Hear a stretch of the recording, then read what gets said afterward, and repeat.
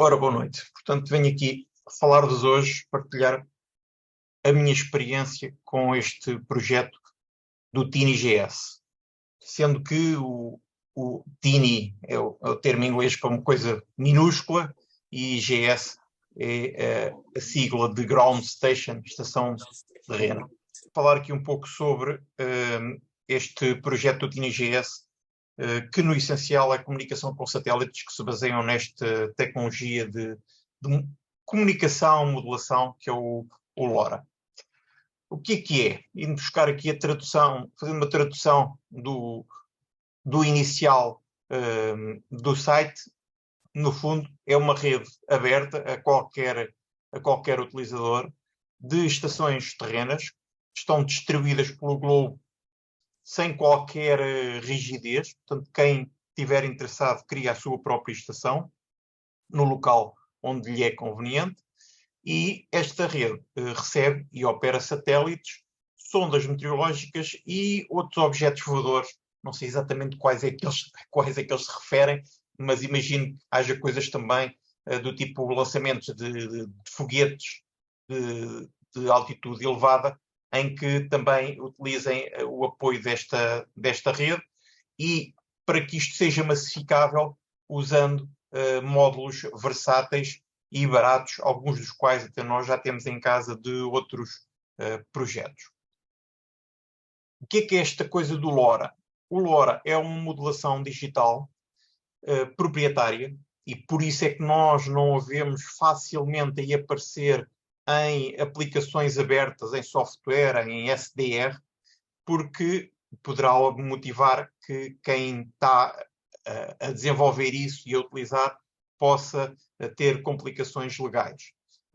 Existem por aí muito hardware baratucho, mas o hardware não tem essa complicação normalmente, porque o próprio fabricante, por cada chip que fabrica, paga o licenciamento a quem tem a patente desta tecnologia. Curiosamente, uma tecnologia desenvolvida na Europa, em França, só que os americanos, que têm bom olho para estas coisas, compraram a patente, e portanto são eles que atualmente estão a industrializar esta tecnologia. É uma forma de espalhamento espectral, tal parecida com a que é usada no Bluetooth ou nas redes sem fios. Nesta modulação em particular, cada símbolo da informação binária é representado por um varrimento no intervalo de frequências que é usado pelo canal. Portanto, se o canal é de 125 kHz, por exemplo, a forma de transmitir os zeros e uns é, tal como está aqui ilustrado, se quer transmitir na forma mais básica, se quer transmitir um zero, a frequência varia da frequência mais baixa para a mais alta, ou se quer se transmitir um, a frequência varia durante um determinado tempo da mais alta para a mais baixa. Se nós formos observar uma comunicação destas numa aplicação que esteja a fazer um espectrograma, vamos exatamente ver, e especialmente se for uma transmissão de um dos spread factors, que é como se distinguem as diferentes características desta modulação, de um dos spread factors mais lentos, o SF12, vamos claramente ver no nosso espectrograma estes risquinhos a acontecerem, que é isso. Depois o próprio hardware vai conseguir interpretar essas variações de frequência a subir ou frequência a descer como sendo os zeros e uns, que depois extrai a informação binária que queremos. A comunicação em si não é um tipo de comunicação que nós possamos assumir, isto vai substituir o wireless, vai substituir a transmissão de televisão. Não, nada disso. Este tipo de tecnologia é vocacionado para débitos muito baixos. E só com estes débitos muito baixos, porque cada símbolo individual, cada transmissão destas, chega a demorar muitos milissegundos. O que significa que para transmitirmos uma mensagem, se calhar, de 60 bytes, vamos precisar de alguns segundos se estivermos no SF12. A vantagem aí é que, como a informação leva algum tempo a ser transmitida e tem um nível de redundância muito elevado, quem está a receber consegue em alguns casos, recebê-la mesmo que exista muito ruído presente. Temos então várias vantagens desta tecnologia, comunicações em condições de canal típicas, limite de até menos 20 dB de relação sinal-ruído. Reparem que isto, em termos de potência, representa o sinal tem 100 vezes menos potência que o ruído. Está abaixo do noise floor. Portanto, quem estiver simplesmente a olhar para o espectro nem sequer se consegue perceber visualmente que aquela comunicação está lá, mas depois o módulo até ainda consegue extrair de lá a informação. Para esta aplicação em particular, como estamos a comunicar com satélites, existe sempre o Doppler e o próprio efeito também das cambalhotas que o satélite, este tipo de satélites, não são estabilizados, a maioria, e, portanto, eles próprios vão rodando, e também vai haver ali alguns fenómenos de variação de polarização, e este modo de modulação é bastante tolerante a esses fenómenos.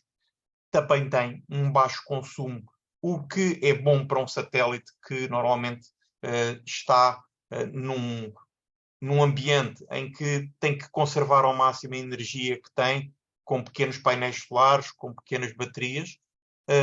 O débito em si é reduzido, como já tinha evidenciado. Obviamente que se queremos transmitir neste modo, existem condicionamentos regulamentares de potência e de tempo ativo de canal. Isto é um aspecto que se nota que, em alguns casos, não está a ser cumprido em algumas aplicações que existem por aí, ativas. Portanto, existem limites de potência e, tipicamente, se a memória não me falha, em cada minuto pode-se transmitir no máximo 10% do tempo do minuto. As próprias aplicações que tiram partido desta modulação nas faixas isentas de licenciamento, quer nos 433, quer nos 868, que são as mais utilizadas na Europa, têm que ter isso em atenção e não podem estar a abusar do canal. No fundo, é um recurso partilhado.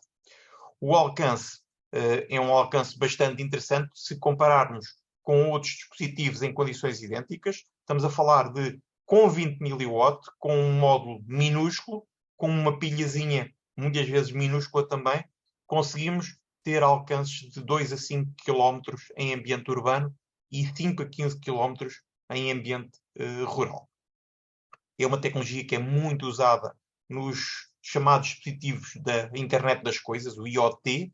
É a modulação que é usada na rede LoRaWAN, também conhecida porque é a rede que está mais implantada, de Things Network, em que existem várias redes a operar no país, inclusive a própria cidade de Lisboa está totalmente coberta num projeto da própria Câmara Municipal, que está a tirar partido disso para seu próprio proveito, em várias monitorização e controle de vários dispositivos camarários, mas a rede em si está também aberta à população, que também pode utilizar os receptores, e receptores que também são emissores que existem, para fazerem as suas comunicações.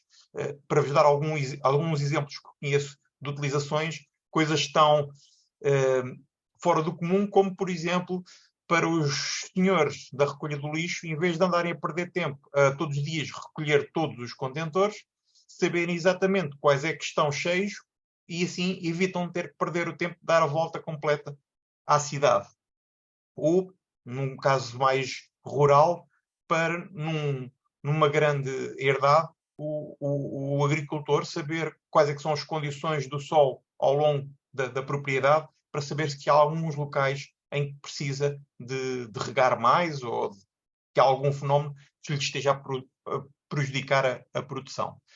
Tenho um exemplo concreto lá no meu serviço em que estão a tirar partido disto para evitar ter que passar algum controle até cada uma das iluminárias que estão no campus, e em que, portanto, através da própria rede LoRa, controlam, LoRaWAN, tem um equipamento que está ligado por internet à rede em si e depois manda os comandos que são transmitidos pelas antenas que existem na cidade e os dispositivos, em função disso, depois sabem a que horas é que devem ligar e desligar. Portanto, esta rede, estes satélites, a maioria deles tiram partido desta modulação para as suas comunicações. O site em si, base do projeto, tem o próprio nome, é muito simples, tinygs.com. É só num browser escrevem tinygs.com e vão lá parar. A página base, o que apresenta inicialmente é uma página com a listagem de alguns satélites e mais ou menos em que posição é que eles estão. Reparem, estes satélites não são todos os satélites que existem. O site preocupa só com os satélites que são recepcionáveis pela rede, e depois aparecem aqui a verde as estações terrenas que estão ativas e a vermelho as que estiveram ativas recentemente, mas que neste momento não estão ligadas. Para se ter um panorama mais próximo de nós, na Península Ibérica e sul de França, temos este panorama em geral, portanto temos uma boa cobertura. No interior do país está um pouco pior, e também no sul, no nosso caso. Temos também a possibilidade nos menus do site de obter a listagem dos satélites que estão ativos ou que estiveram ativos no projeto, com uma descrição breve de cada um deles e com as características de cada um desses satélites, inclusive com informação para os que se encontram ativos de alguma telemetria sobre esses satélites. E de onde é que vem esta telemetria? Vem exatamente das estações terrenas que estão ativas e que, ao longo do globo, recebem a informação, enviam para a rede. As estações individualmente não sabem interpretar esta informação, simplesmente recebem uma quantidade de caracteres binários, conseguem perceber que aquilo é uma mensagem válida de LoRa e enviam-na para a rede em si. A rede depois, eles lá no site têm a programação da informação que os operadores, quem lançou os satélites, lhes envia acerca de como é que se deve interpretar a telemetria do equipamento, e apresentam aqui, no caso deste satélite, por exemplo, a última estado dizia que estava a emitir com 500 miliwatts, que tinha determinada bateria, determinada corrente, e aqui, não sei o que é o parâmetro, vários valores de corrente, de provavelmente vários componentes, e depois também apresenta uma listagem das últimas recepções, em que frequência que foi feita, quantas estações é que conseguiram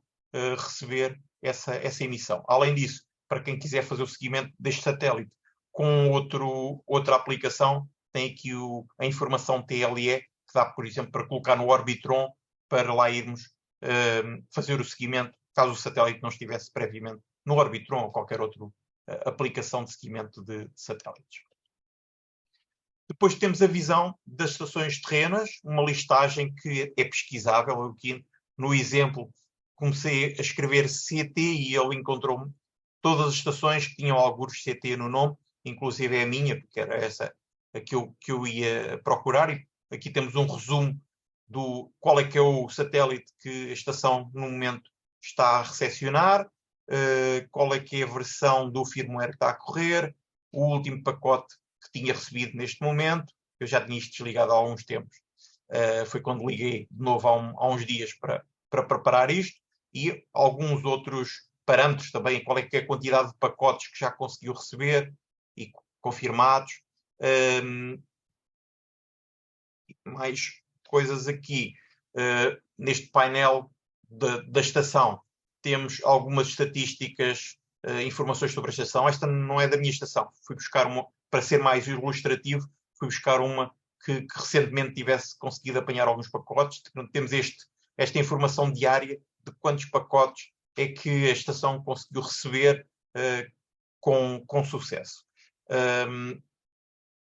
Existe aqui alguma informação que pode ser parametrizável pelo dono da estação, para que fique público. Inclusive também se pode adicionar umas fotografias da estação, das antenas que temos, etc., para estar a ilustrar cada uma das estações.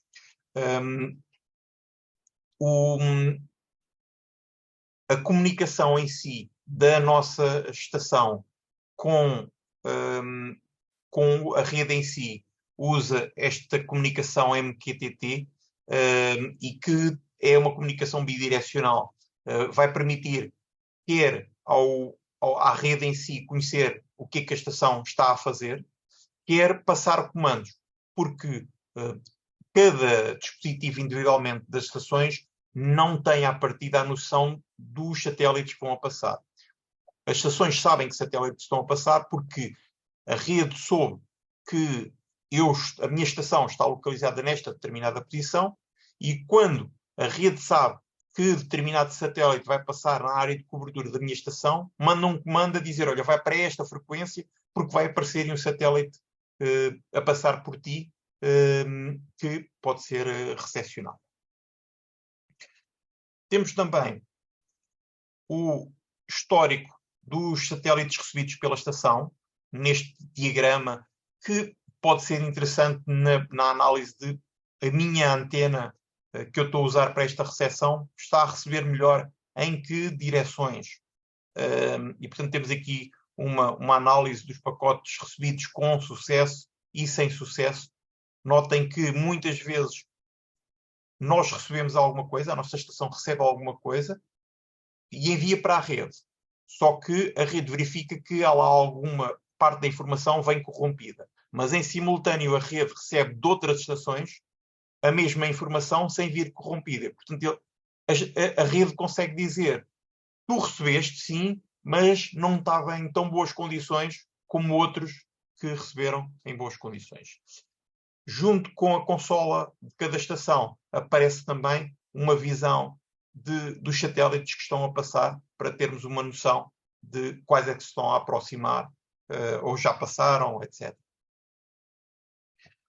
É apresentado também uma listagem para o que nós recebemos, em que condições é que o recebemos, com sucesso, sem sucesso, qual era a frequência, qual era a potência do sinal que estava a ser usado pelo satélite e outros parâmetros, relação de sinal-ruído, por exemplo, aqui, e aqui evidente, cenários de recepção com recepção de relação sinal-ruído já muito baixa, e podem reparar aqui no pormenor em alguns casos, satélites que estão na banda de amador e noutros que estão a utilizar a banda associada à meteorologia.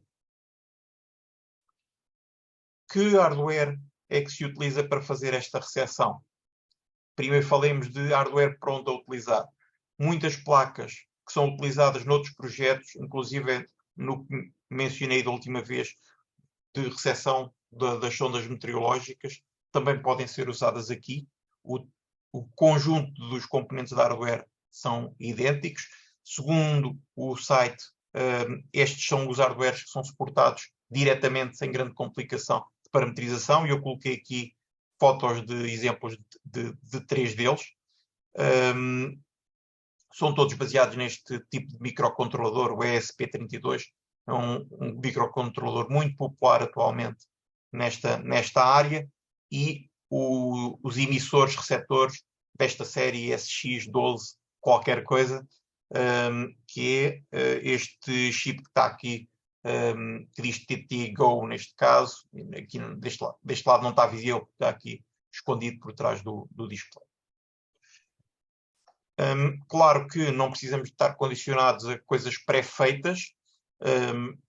Alguns entusiastas que têm habilidade para estas coisas fazem inclusive placas completas, tendo logo os componentes essenciais, e outros que até dão mais jeito e que não existem naquelas placas genéricas. Ou podemos, como eu, que atualmente não tenho grande habilidade e condições para placas de circuito impresso e que faço estas coisas nas breadboards, e portanto tenho aqui assim a minha estação atual desta atividade. Do lado direito temos aqui o módulo receptor, esta caixinha metálica, depois o display a meio, e do lado esquerdo espero que isto esteja pela mesma ordem com que eu estou aqui a ver e que vos apareça aí. Do lado esquerdo aparece aqui o microcontrolador aqui por trás deste velcro que eu coloquei para o estabilizar.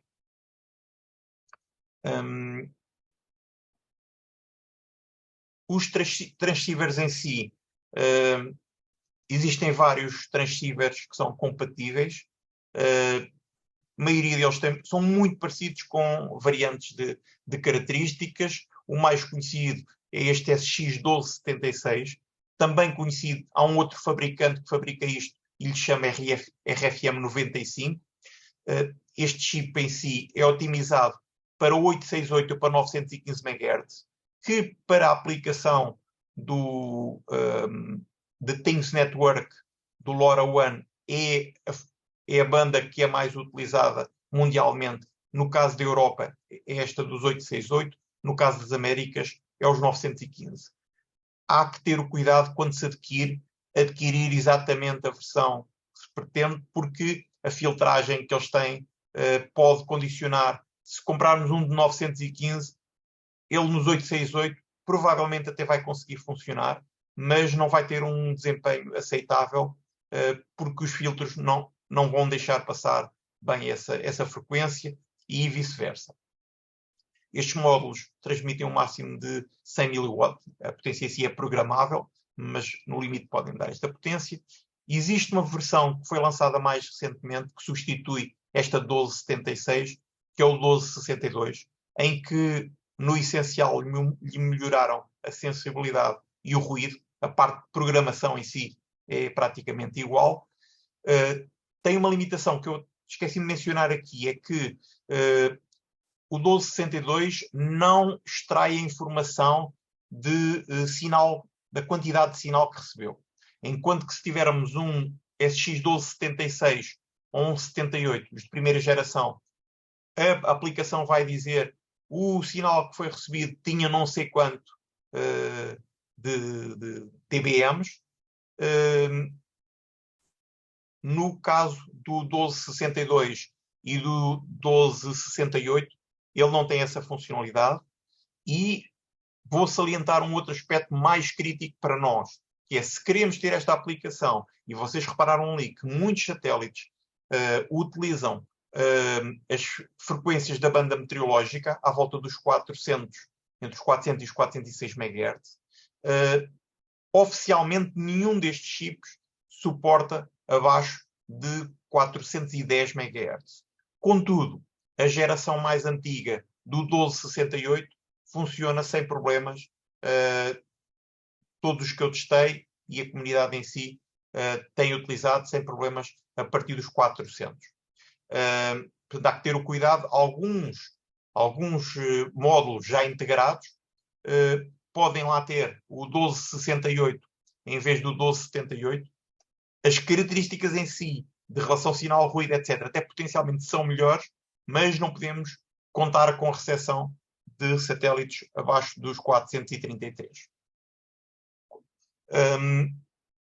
O que distingue entre este 76 e o 78 é este de baixo é vocacionado para os 400 MHz. Eu, como repararam ali, estou a utilizar esta caixinha E32400M30S. É um pouco mais caro, mas tem uma vantagem. Uma delas é a blindagem em si da caixa, que lhe confere menor ruído. Tem um conector que se pode ligar uma pontinha de cabo para ligar uma antena externa, enquanto que nestes temos que ligar um fiozinho direto aqui, ou temos que colocar um outro conector. Além disso, a minha intenção era, quando existisse, que neste momento não existe ativo nenhum satélite destes que permita recepção. Já houve um a circular que fazia relaying de mensagens, mas neste momento não há nenhum nessas condições. Quando isso for possível, este módulo tem um amplificador de 1 watt, algo que também só é útil para nós radioamadores, porque os restantes participantes na rede não radioamadores é-lhes vedada a emissão para esses satélites. cuidado, que existem muitas variantes destes módulos E32 e E22, etc., com diferentes, alguns são só de 20 dBm 100 mW, outros são de 30 dBm, que é 1 watt, mas depois existem também alguns deles que são com o chip novo, o 1262 ou o 1268, que têm aquelas limitações de não indicam sinal e não permitem funcionar abaixo dos 410 MHz. Também há alguns que têm logo lá dentro um microcontrolador e que não é programável facilmente e, portanto, não conseguimos utilizar sequer para esta nossa aplicação. Como é que utilizamos isto? No fim de programarmos, seguirmos as indicações do site e programarmos o firmware no nosso dispositivo, ele aparece como se tratasse de um hotspot e nós, com um telemóvel ou com um equipamento portátil, ligamos àquela rede sem fios aberta e é-nos apresentada a página em que vamos colocar os parâmetros essenciais, como é que queremos que a nossa rede se chame, qual é a password que nós queremos que o dispositivo tenha quando nós quisermos voltar a aceder a ele via net, qual é que é a password, a rede, na nossa rede de casa, e a password da rede de casa e a localização. A partir desta altura, ele deixa de funcionar como hotspot e passa-se a ligar ele próprio diretamente à nossa rede de casa.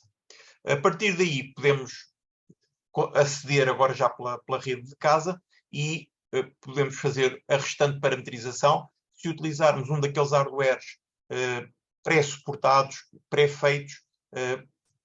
Normalmente não há muito mais a configurar. No meu caso, por exemplo, podem ver aqui que eu mexi neste parâmetro do OLED, que é o display, para ele não estar tão brilhante, para também não desgastar tanto o OLED. Neste momento tenho a transmissão desligada, porque assim tenho maior segurança que quando ando a mexer, desligar e ligar antenas, não preciso me preocupar do módulo de um momento para o outro, por algum motivo, desatar a querer transmitir e haver problema de danificar o módulo por isso. Há obviamente aqui uma possibilidade de termos um módulo feito por nós, com parâmetros específicos de quais é que são os pinos que são usados para comunicar com o módulo de LoRa, comunicar com o display, etc., que é o meu caso, e então tive que andar aqui a definir os parâmetros todos à mão, mas se nós estivermos a utilizar um módulo pré-feito, à partida não precisamos desta parametrização. Para a comunicação com a rede, existem aqui estes dois parâmetros, do MQTT, username e de password, têm que ser obtidos via um canal de Telegram que funciona quase como uma consola de gestão e, portanto, se acederem, depois ele dá-vos mais informação interativa sobre as passwords, etc. Falando sobre antenas e recepção, ao nível do sinal em si, para mim é um motivo mais apelativo, e acho que para um radioamador em geral será o motivo mais apelativo desta atividade e da otimização da estação em si em volta disso. Os sinais em si que são emitidos por estes satélites são satélites muito pequeninos. Para terem ideia, são satélites, a maioria delas, cubos de quase tipo 10 por 10 centímetros, em que nesse cubo tem inclusive o próprio painel solar de um lado. Muitas vezes a antena que tem é simplesmente uma fita métrica que, quando eles são soltos, fita métrica estica-se com o comprimento já pré-definido para a função, e portanto são poucos miliwatts e vão viajar centenas a milhares de quilómetros para chegarem até nós. E portanto este é o principal desafio.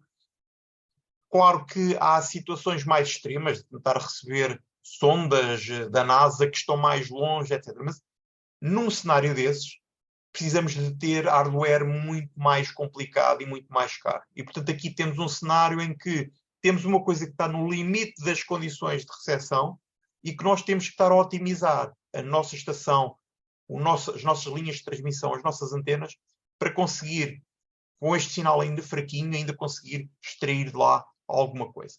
As antenas em si que temos que fazer são antenas baratas.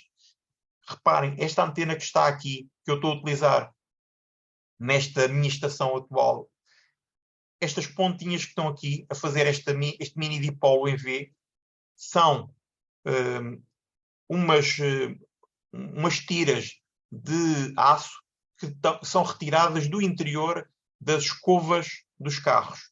As escovas, quando ficam velhas, lá dentro têm umas tirinhas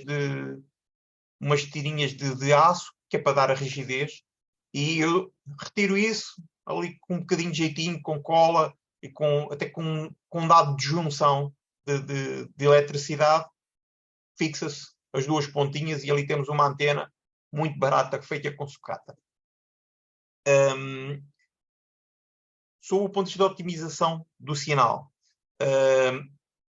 convém usar antenas cuja direcionalidade favoreça os ângulos elevados. Para vos dar aqui o exemplo concreto, eu tive a estação a funcionar durante algum tempo, estando com a minha X300 ou com a minha X50 e recebia poucas unidades de pacotes por dia. Com este simples dipolo, ainda antes sequer de lhe ter colocado a ajudazinha do refletor da parabólica que tinha na garagem, estava lá a estragar-se, ele já recebia umas dezenas de pacotes por dia. Quando eu lhe coloquei o prato, apesar de os mais puristas disto vão dizer um prato só de 60 centímetros para receber um comprimento de onda tipicamente de 70 centímetros, isso não faz quase nada. Mas eu notei uma melhoria significativa na quantidade de pacotes. Eu diria que provavelmente mais do que o aspecto da reflexão em si, será o aspecto de ele bloquear, como a antena está virada para o exterior da habitação e da zona de habitações aqui mais próximas, provavelmente tenderá a bloquear mais a ruideira de casa na recepção. Cabos tão curtos quanto possível, e aqui, novamente, o aspecto interessante que nós muitas vezes sabemos isto, lemos nos livros, e o cabo quanto mais curto possível melhor, mas quando estamos a fazer uma estação para a nossa comunicação FM, mais metro, menos metro não faz diferença. Aqui faz diferença. Mais 3 ou 4 metros de cabo, se calhar de menores características ou maiores perdas, digamos, ou dizendo ao contrário, faz a diferença entre receber-se alguns pacotes e não se receber nada. Portanto, muitas vezes o que é aconselhado aqui é, se possível, colocar o receptor dentro de uma caixinha estanque, se calhar com um painel solar, para não se ter que puxar a energia até lá, e ele estar ali completamente autónomo. Como está ligado via rede sem fios, podemos ter no exterior da habitação, provavelmente ainda que se consegue ligar, e portanto aí temos um menor a perda possível desde da recepção até ao módulo de transceiver em si. Um aspecto que é mais uma questão de estratégia de recepção é que tipicamente estes satélites, a maioria deles, passam em órbita polar de sul para norte, ou alguns de norte para sul, mas eu julgo que a maioria deles são de sul para norte.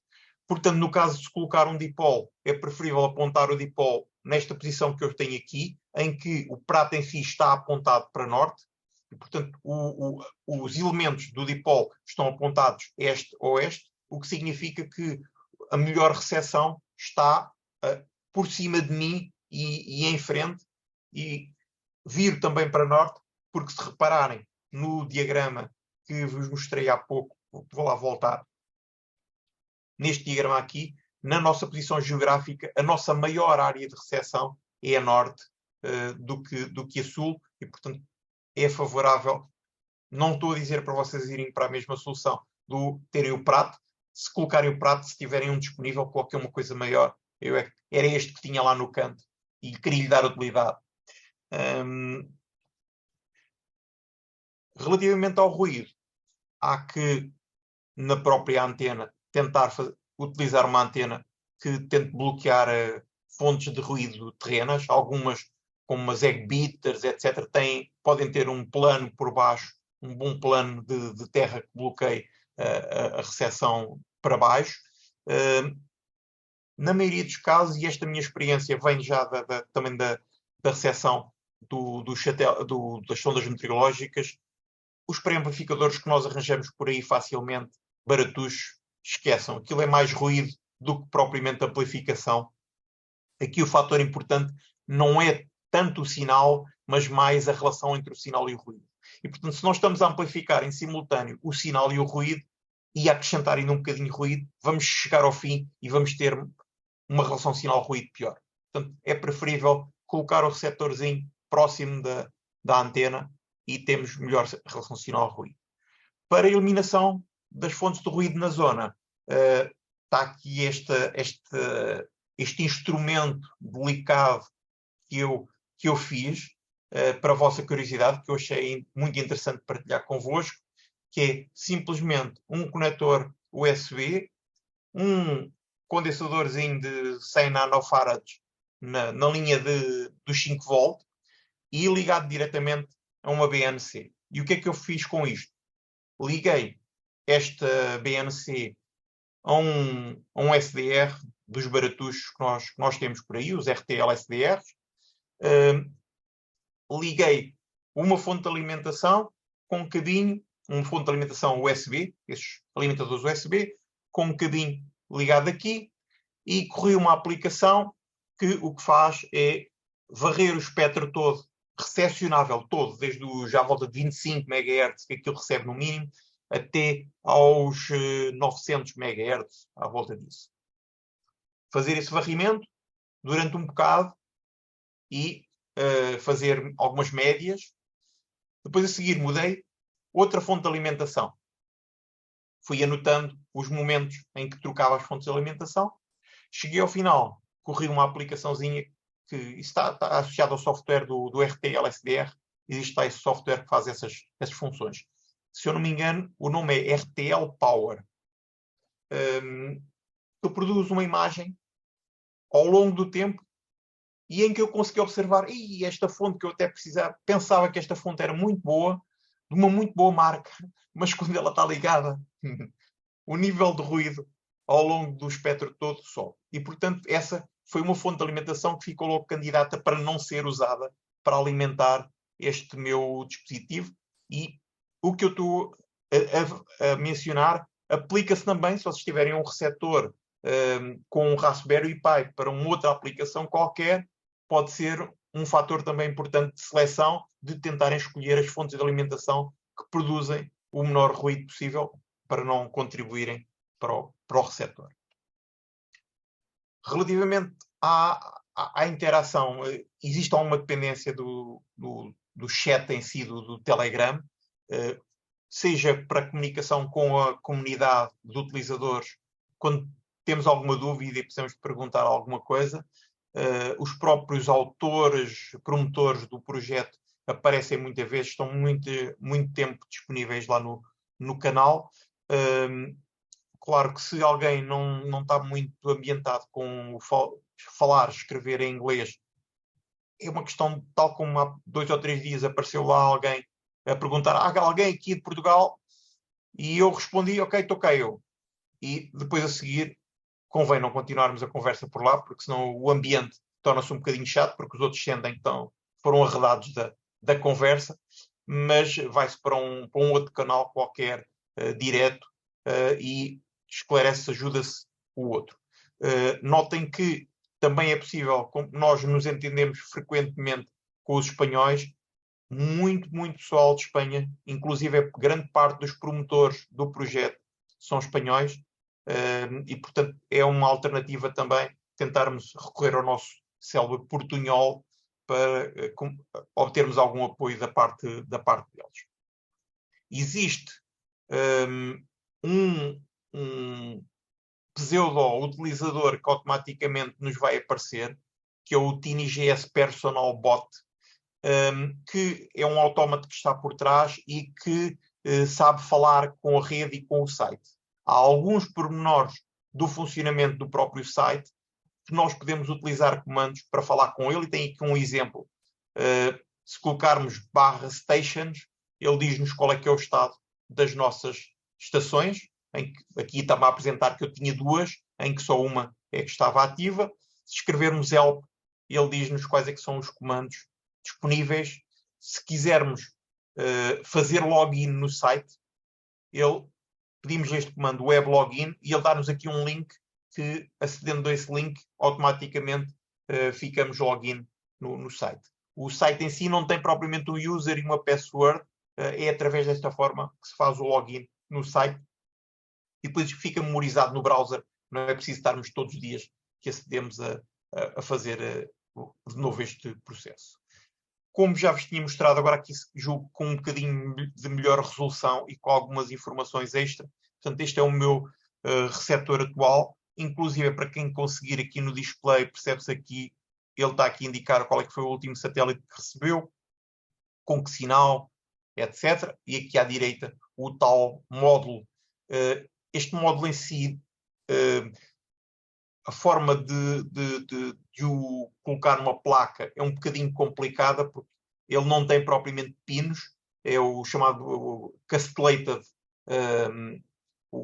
a placa em si, portanto tem umas ranhuras de lado que têm contactos, e a melhor solução que a comunidade tem encontrado para quem não está a fazer uma placa de circuito impresso dedicada a isto é utilizar daquelas pequenas placas com furos e fazer ali uma pequena adaptação para poder ligar isto seja num circuito impresso mais clássico, com os pinos de espaçamento de 1/10 de polegada, ou para uma breadboard que é equivalente. Para finalizar, aqui uns quantos links para quem quiser ir à procura destas coisas, para as páginas em si do projeto, para a página do GitHub, onde tem lá o código e as instruções em si para o carregamento dos firmwares, algumas informações extras sobre o LoRa e sobre os módulos em si. E obrigado por me terem escutado. Espero que tenha sido interessante.